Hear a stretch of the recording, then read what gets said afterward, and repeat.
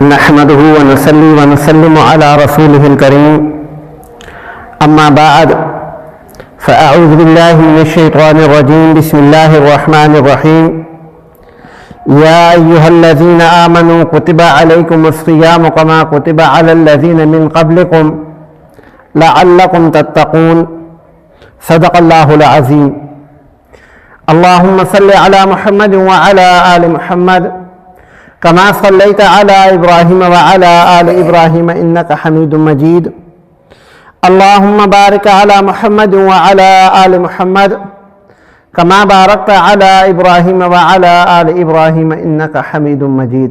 انتہائی معزز واجب الاکرام سامعین اکرام، شعبان کا مہینہ آدھے سے زیادہ گزر چکا ہے. رمضان المبارک کا مقدس مہینہ آنے والا ہے. آج انشاءاللہ استقبال رمضان کے حوالے سے چند گزارشات عرض کرنی ہیں.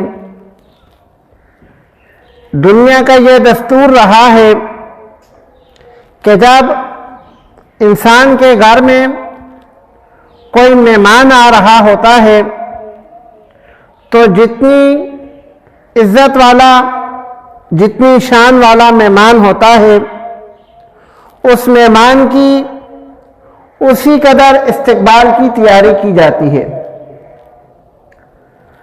انسان کے گھر میں کوئی موقع آ رہا ہوتا ہے، کوئی فنکشن آ رہا ہوتا ہے، جتنا اہم وہ موقع ہوتا ہے، جتنا اہم وہ فنکشن ہوتا ہے، اس کی اسی قدر تیاری کی جاتی ہے.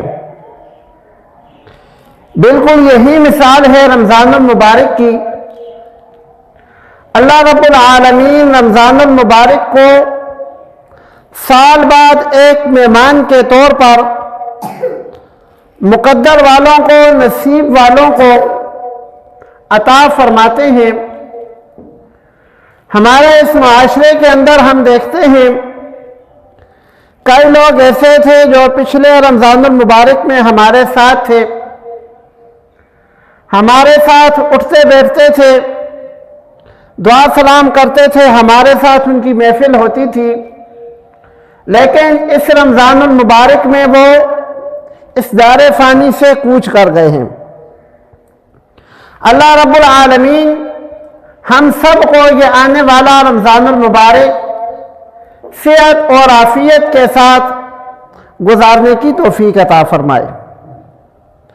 اللہ رب العالمین نے جب انسان کو پیدا کیا تو پیدا کرنے کے ساتھ دو دشمن انسان کے ساتھ لگا دیے. ایک دشمن شیطان ہے اور دوسرا دشمن انسان کا نفس امارہ ہے. شیطان، اللہ رب العالمین اس کے بارے میں قرآن مجید میں فرماتے ہیں ان الشیطان للانسان عدو مبین. شیطان انسان کا کھلا دشمن ہے، واضح دشمن ہے، اور شیطان بھی اس سے انکاری نہیں ہے.